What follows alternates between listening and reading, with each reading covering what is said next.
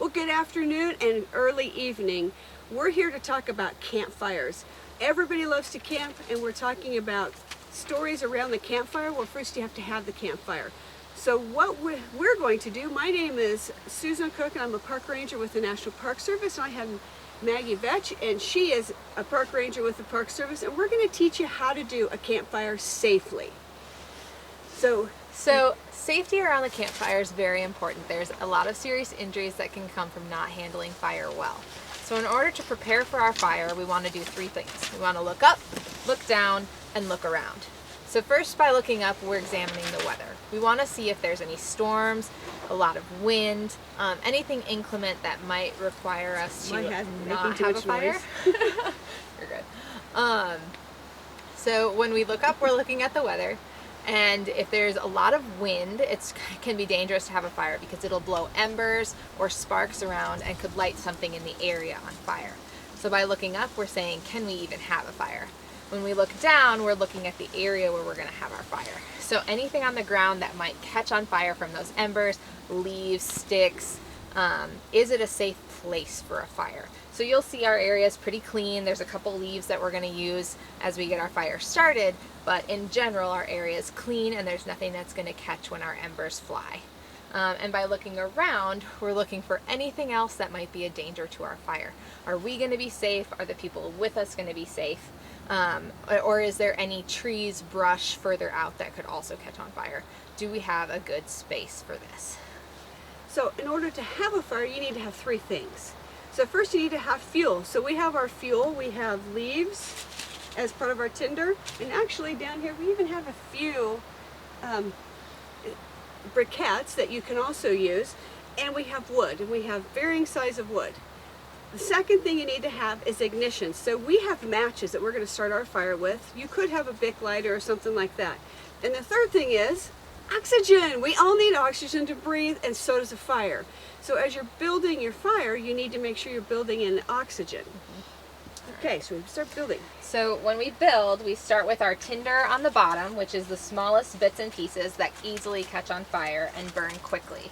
So I'm going to use leaves. You can use dry grass, or you can use shredded pieces of wood or newspaper, or whatever you have around. On top of our tinder, we're going to put kindling, which is small pieces of wood that will also burn, just not as quickly, to kind of hold our flames. And then above that, we'll put our big fuel pieces. So you'll see I'm kind of just arranging little pieces on top of each other, trying to build myself a good area that still allows for oxygen to get into those nooks and crannies and light up. You can use bark, especially when it's dry. Green wood, anything that's really bendy or still alive, won't burn well. It's too wet. So you want dry wood, most certainly. So then we need our ignition. And one of the things you want to make sure you're not doing is, you may be in a public camp place or even a private one, you're not allowed to go around cutting down plants. Don't be trimming trees. You need to ask the rangers or the people who manage the place, what wood can you use. You don't want to bring in wood. Here you go. So you can always use a big lighter too. We're going for the lighter. So, and the other thing you can help the person do, if it's windy like it is today, you can put your hands around it to keep that. Just make sure you're staying a little bit too, far enough back. But finding your fuel, make sure you're asking the place where you're at whether you can bring in wood. Many places don't want you to, because you can bring in insects that are not found there that could decimate the plants and things around you. And they may have wood that they want you to purchase from them because it's collected from this site.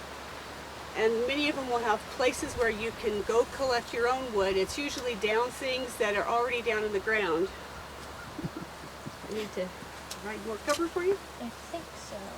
Put those little match heads in there. Okay. Here you go. Multiple start points. And as Maggie just said, multiple start points. If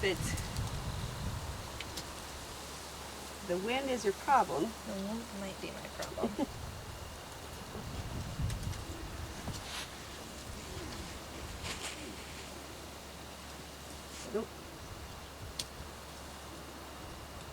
There we go.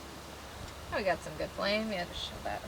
And don't hold on to it too long because you don't want to burn your fingers. But you can light off of the other one and add fuel to other spots. It just kind of went out. Okay. We're having trouble with wind today, if you can't tell.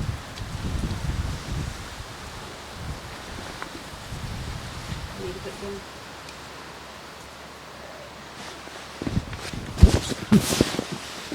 So right now we're trying to light our tinder, which is the little pieces, which You need to drop one hopefully in that before it goes. will catch our kindling on fire, and then we can slowly build up to more fuel woods. So we're going to add a little bit.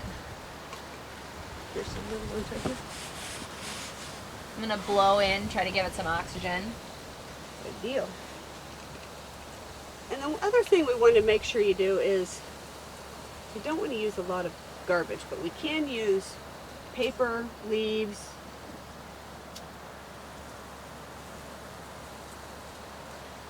And if you're going to use paper beside me.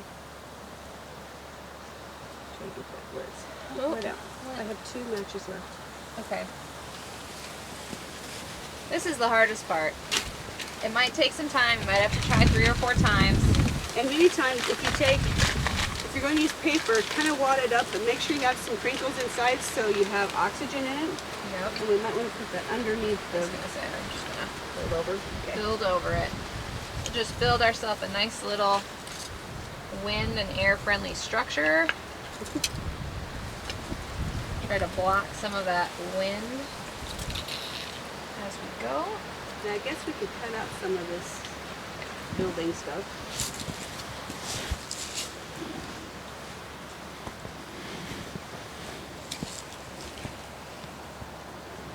I'm always burning myself with the lighter. I forgot one today.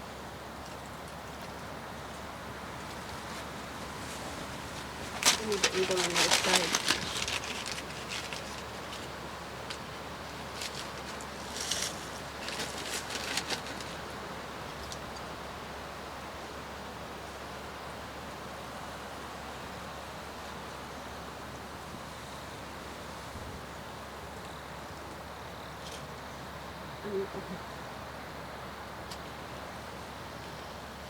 So we're still doing those multiple start points, trying to catch our kindling on fire, trying to get those little pieces of wood.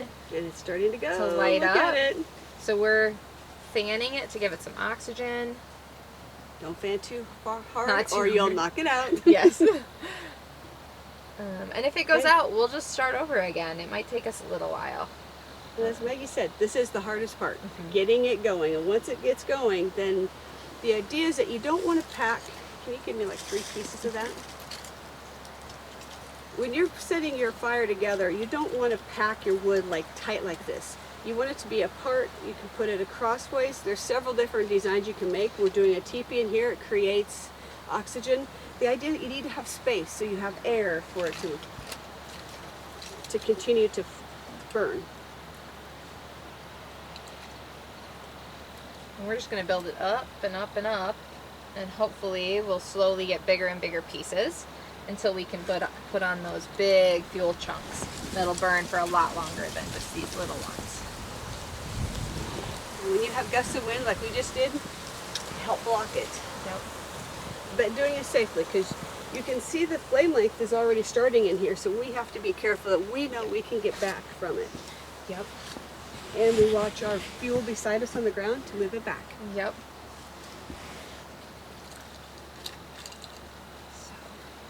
As this grows, to increase the oxygen, we'll start stirring it and moving pieces around, helping them burn on every side. And that's something you can do with a shovel or a big piece of wood. So Maggie, would it be a good idea to bring a big log over here and stick it on the end and let it sit out? No, unfortunately. That would be it seems efficient to just put the trunk of a piece of wood in, right? And just shove it in as you go. But leaving that unattended, the fire could get out of your ring and move into an area that's not as controlled as the established pit.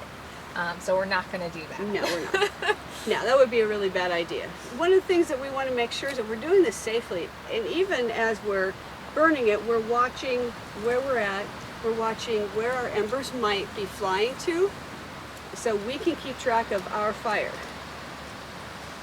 So, and as you do this, you might want to start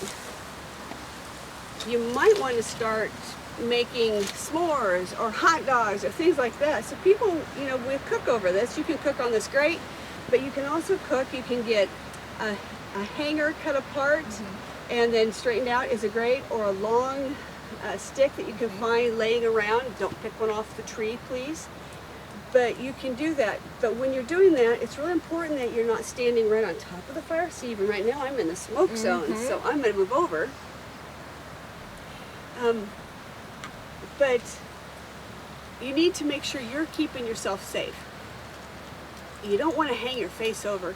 Especially look at us with our long With hair. our If long we would hair. hang over, we could catch our hair on fire. We don't want to be doing that. So making sure you're always safe. So now if we're wanting to, as this fire is progressing, and if it would start to kind of go down, if you see that your fire is starting to go out almost, that's when you want to start stirring it. So maintaining it, would you ever want to just leave your fire? No. Oh No. goodness, no. No, we wouldn't want to leave it. So what we would do is we could use a shovel, bring a shovel like this from home, or as Maggie said, a bigger stick that you found laying around. And as you stir it, all of a sudden you're going to see it flare up again because it's getting oxygen again. So as far as safety while your fire's going, you want to watch your hands and your footing. Just like Susan said, we're not leaning over the fire. You don't want to put your hands in it. Use that stir stick. But when you're walking around the fire pit, you want to make sure that, again, that clean area stays maintained. The last thing you want is someone tripping and falling in. You don't want an emergency while you're camping and trying to have fun. Should we try jumping it? No. No, you don't want to see that athletic ability. No, so especially with kiddos, make sure that they know how to be safe around your fire. Ultimately, we're here so we can tell stories and have a great time. Yeah, so when the night is done, we don't just let our fire burn. It's really important that we take care of it. That's how forest fire starts. We've seen all these huge fires in our country, and they're devastating to people. So it's really important we put these fires out. So we brought along a couple of tools. I'll give you that one. We have the shovel, but I brought from home. I just took an old container and I filled it with water so I can bring it. We're sitting right next to an amazing, beautiful river that we could just take a bucket and bring water up here.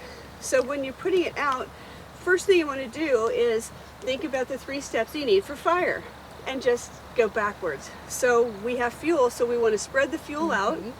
So we can spread the fuel out. So I would just take my stir stick or my shovel and I would spread all of those pieces out to the very edges of our fire pit.